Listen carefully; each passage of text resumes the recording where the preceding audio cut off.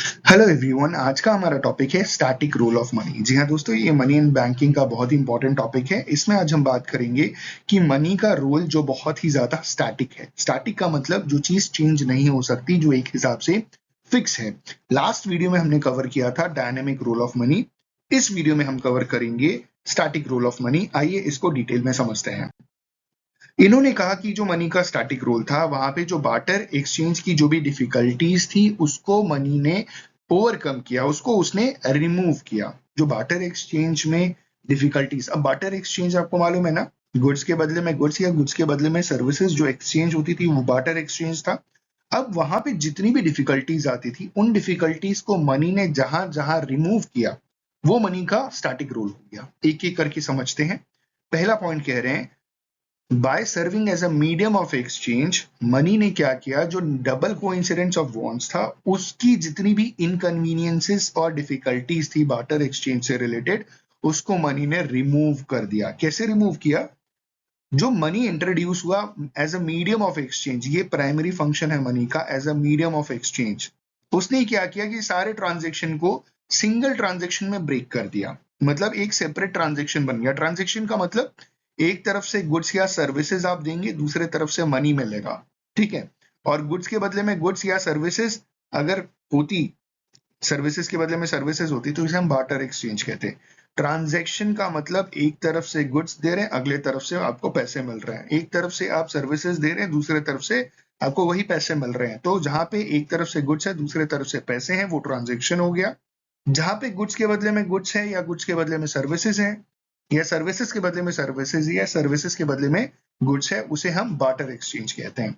तो इन्होंने बोला मनी जब इंट्रोड्यूस हुआ as a medium of exchange, तो उसने ये जो गुड्स के बदले में गुड्स और सर्विसेज के बदले में सर्विसेज, ये जो बार्टर होता था, उसको उसने सिंगल ट्रांजेक्शन में सेपरेट कर दिया। इससे क्या हुआ कि डबल कोइंसिडेंस ऑफ बॉन्ड्स को एलिमिनेट कर दिया गया। इन्होंने ये बोला कि instead of exchanging commodities directly with other commodities, मतलब कमोडिटीज को कमोडिटीज से एक्सचेंज करने की बजाय अब बीच में हमारा क्या आ गया, अब मनी आ गया। इन्होंने बोला commodities are exchange for money and money in return by other commodities. ठीक है, तो आपने कोई कमोडिटी ली और बदले में पैसा दिया, आप इस मनी को लेकर के आप कोई दूसरी कमोडिटी या कोई भी गुड्स या कोई भी सर्विसेज आप ले सकते हो। तो ये बहुत ही बड़ा एक ड्रॉबैक था बार्टर एक्सचेंज का, जिसे स्टैटिक रोल ऑफ मनी ने क्या किया, रिमूव कर दिया। अगले पॉइंट में कह रहे हैं, by acting as unit of account. अब यूनिट ऑफ अकाउंट का मतलब हर देश की करेंसी होती है, ठीक है। जैसे इंडिया की रुपीज है, बांग्लादेश की टाका है, पाकिस्तान की पाकिस्तानी रुपीज है, नेपाल की नेपाली रुपया है, अमेरिका की डॉलर है, अब ब्रिटेन की पाउंड है, स्टर्लिंग है, ठीक है। तो इन्होंने बोला कि दूसरा जो स्टैटिक रोल है वो है यूनिट ऑफ अकाउंट की तरह एक्ट करना। मतलब इसकी मदद से क्या हुआ कि हमने कॉमन मेजर ऑफ वैल्यू बना लिया मनी की मदद से। कहने का मतलब ये है कि पहले हम एप्पल को ऑरेंजेस के बदले में एक्सचेंज करते थे कि भैया एक सेब के बदले में आप 2 ऑरेंजेस दे दीजिए, ठीक है। लेकिन यहाँ दिक्कत होती थी कि एप्पल की भी अलग अलग ग्रेडिंग होती है। कुछ एप्पल 500 रुपए किलो होते हैं, कुछ 50 रुपए किलो होते हैं। ऑरेंज 20 रुपए किलो भी मिलता है, 500 रुपए किलो भी मिलता है। तो अब आप कैसे आप मेजर करोगे कि एक के बदले में एक मिलना चाहिए, 2 मिलना चाहिए? तो इसको इन्होंने क्या किया, common measure of value in the terms of its prices तय कर दिया कि अगर आप 1 किलो कोई भी सामान एप्पल खरीदेंगे, किस वेराइटी का होगा, वो उसके प्राइस के हिसाब से तय होगा। इन्होंने बोला कि जो मनी है उसने क्या किया, स्टैंडर्ड मेजरिंग वैल्यू बना दिया। क्योंकि आप क्या कर सकते हो, प्राइस को मनी के टर्म में एक्सप्रेस कर सकते हो। और ये स्टैंडर्ड मेजरिंग वैल्यू इस वजह से है क्योंकि आप हर एक चीज की प्राइस मनी के टर्म्स में तय कर सकते हो। अलग अलग कमोडिटीज की जो प्राइसेस हैं वो डॉलर्स में, रुपीज में, पाउंड्स में, आप इन सारी चीजों में आप क्या कर सकते हो, आप मेजर ऑफ वैल्यू बना सकते हो, ठीक है, depending on the nature of monetary unit in a country. ठीक, आगे कहा जा रहा है कि जो मेजरमेंट है values of goods and services in the monetary unit facilitates the problem of measuring the exchange value of goods in the market। ठीक, अगला पॉइंट कह रहे हैं कि money act as a standard of deferred payment. Deferred का मतलब होता है फ्यूचरिस्टिक पेमेंट, भविष्य का जो भी पेमेंट करना है उसकी बात की जा रही है।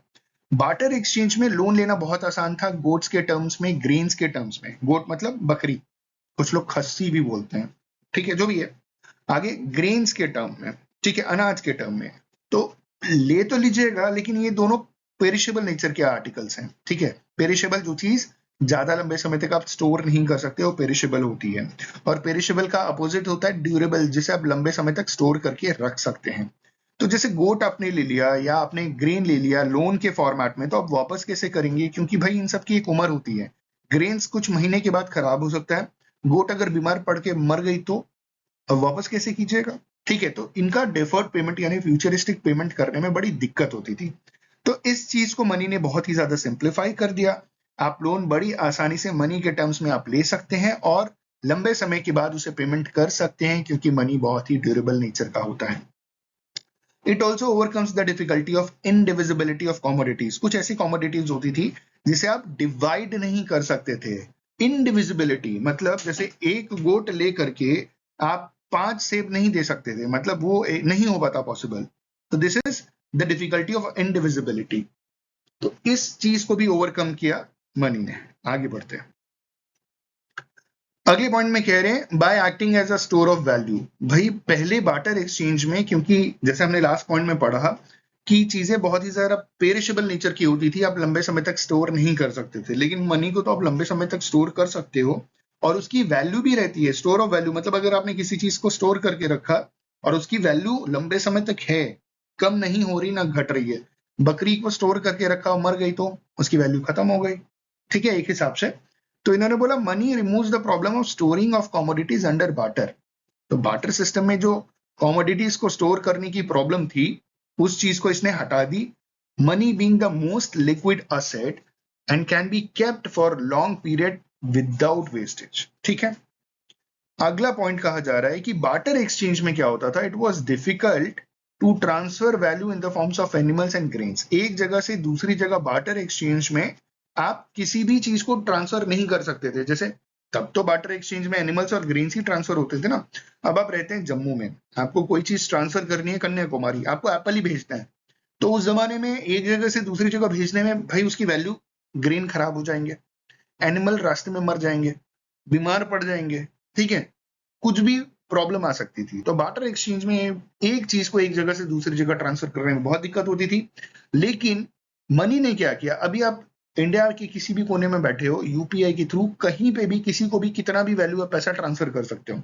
तो मनी के आने के बाद ये चीजें कितनी आसान हो गई।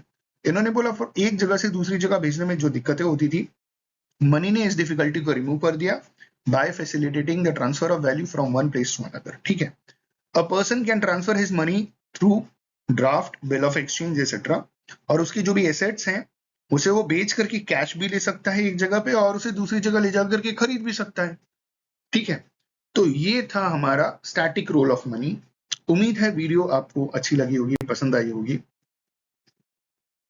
अगर इस वीडियो से कुछ सीखने को मिला तो प्लीज चैनल को लाइक शेयर सब्सक्राइब जरूर कीजिएगा। On this note, thank you for watching this video. बहुत ही जल्द बहुत सारे और भी वीडियोस आएंगे, इंफॉर्मेटिव वीडियोस आएंगे। चैनल पे नए हैं तो प्लीज सब्सक्राइब कर लीजिएगा। Thank you, have a good day and all the best for your examination.